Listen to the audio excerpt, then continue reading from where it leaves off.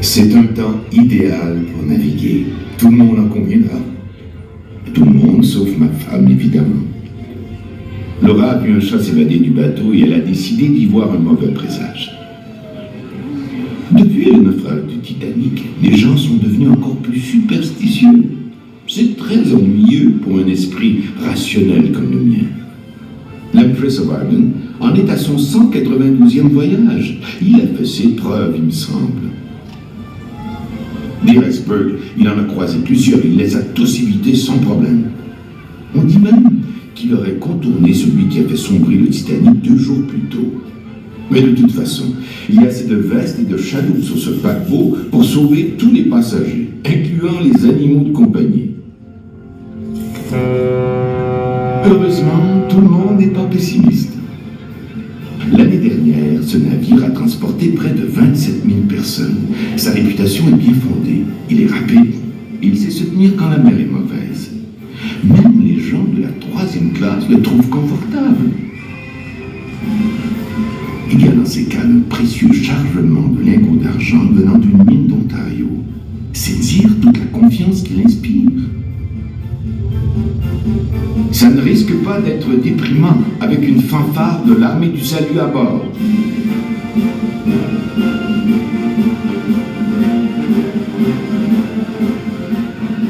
J'ai suggéré à Laura d'aller lire dans notre cabine puisqu'elle n'est pas disposée à profiter de ce bateau formidable.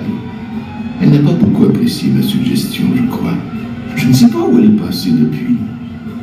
Pour ma part, je ne quitterai pas le pont avant le dîner. Je ne veux rien manquer du spectacle.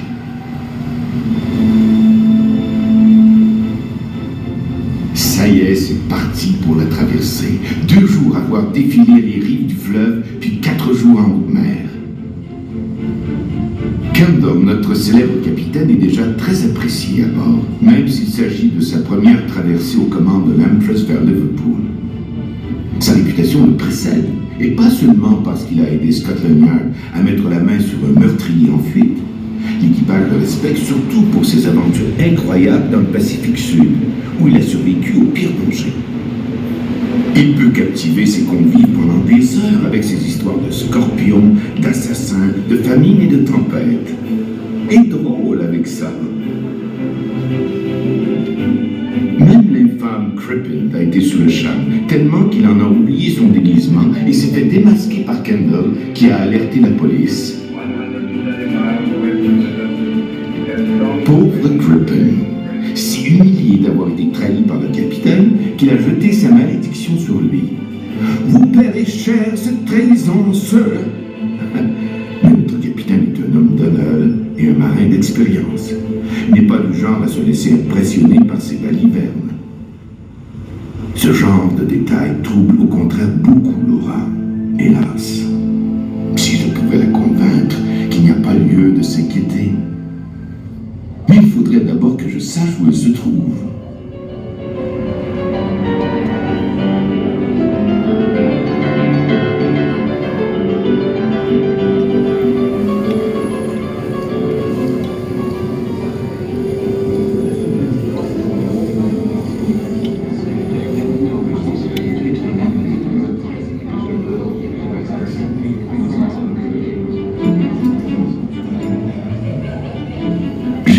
Laura de meilleure humeur. Elle venait de s'entretenir avec les Irving que nous avons vu jouer au théâtre en mars à Toronto. Ce sont probablement les personnes les plus fameuses à bord. Après cette tournée au Canada, ils disent avoir hâte d'être de retour chez eux. Ils n'ont eu que du mauvais temps en venant d'Angleterre, semble-t-il. Laura les a réconfortés en leur disant que la mer est plus douce en mai qu'en février. La voilà qui rassure les autres maintenant.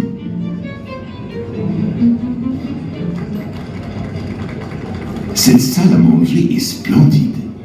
Si ce n'était des chaises fixées au sol, on oublierait que nous sommes sur un navire.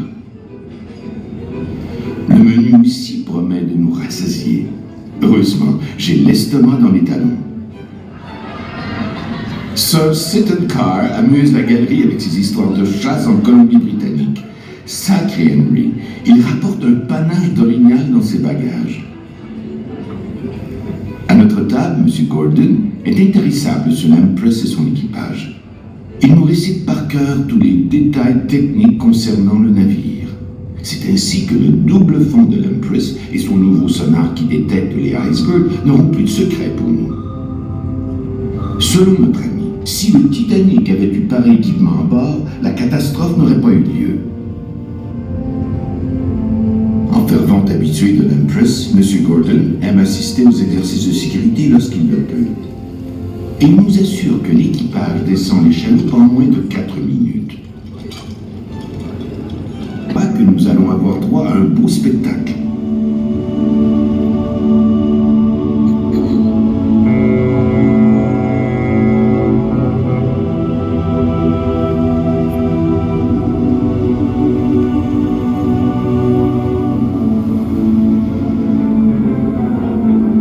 On dirait que la fanfare de l'armée du salut a décidé d'amuser les ponts inférieurs. Comme il serait malvenu d'aller les rejoindre, nous allons plutôt faire une partie de ballet sur le pont.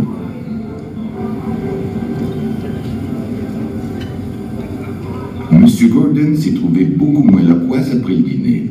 Je n'aurais pas cru qu'on pouvait être affligé du mal de mer par un temps aussi calme. C'est peut-être parce qu'il perdait au palais.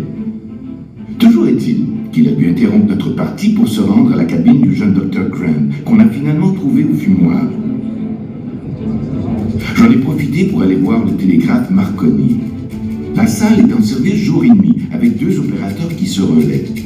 Ferguson, qui termine son quart, m'apprend que l'appareil n'est pas réservé aux urgences et que les passagers peuvent l'utiliser. Je me demande bien à qui je pourrais envoyer un télégramme. Certainement pas à ma mère, elle croirait qu'il nous est arrivé malheur. Une carte postale. Ça oui, elle aimerait bien.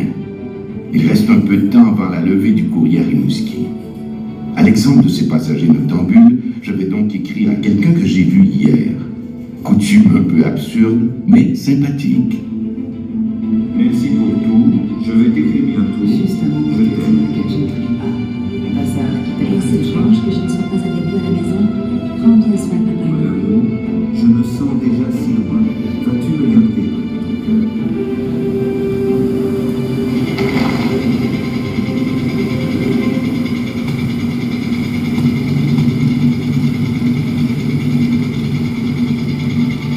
Laura a insisté auprès du garçon de cabine pour laisser notre hublot ouvert.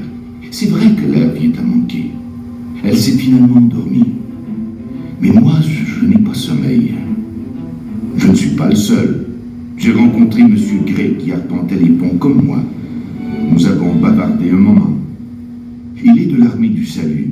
Ils sont très nombreux à bord. Ils s'en vont tous au grand colloque de Londres. Ils ont littéralement pris d'assaut la 2e classe. C'était bien leur fanfare qui jouait en bas tout à l'heure. Ils avaient beaucoup de public, puisque la 3e classe est bondée. Ils sont plus de 700, paraît-il. Pour la plupart, des immigrants qui retournent chez eux en Europe. Presque la moitié d'entre eux sont des ouvriers de l'usine Ford de Détroit, récemment mis à pied. Seul pas. Nous voici à Pointe-au-Père maintenant. C'est ici que le pilote Bernier nous abandonne à notre sort. Depuis 8 ans, Adélard Bernier conduit l'Empress à chacun de ses passages dans cette section du fleuve. Pour le capitaine, c'est ici que la vraie traversée commence. En avant tout! Insoutenable.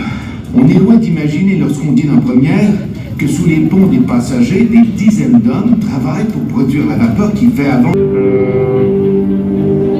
Arrêtez les machines!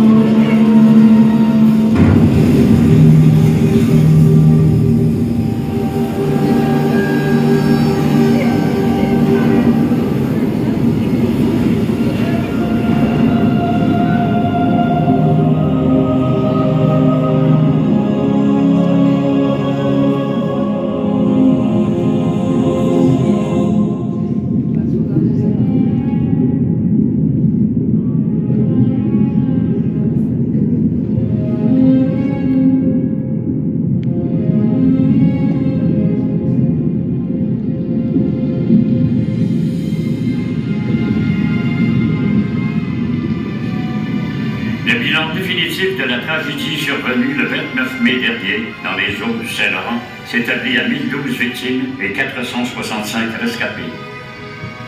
On se rappellera que la catastrophe du Titanic avait causé plus de 1500 décès et laissé près de 700 survivants. Il n'aura fallu que 14 minutes à l'Empress pour sombrer, alors que le Titanic était resté à flot pendant plus de 2 heures et demie après sa collision fatale. L'enquête sur le naufrage de l'Empress of Ireland, menée par Lord Mersey, n'a pas désigné hors de tout doute le responsable du drame. Les capitaines du Charbonnier, Storstad et de l'Empress ont chacun leur tort dans cette histoire, mais en définitive, c'est le brouillard qui aura été le grand coupable. Au cours des prochains mois, une équipe de scaphandriers s'emploiera à libérer les corps encore prisonniers de l'épave. Les biens précieux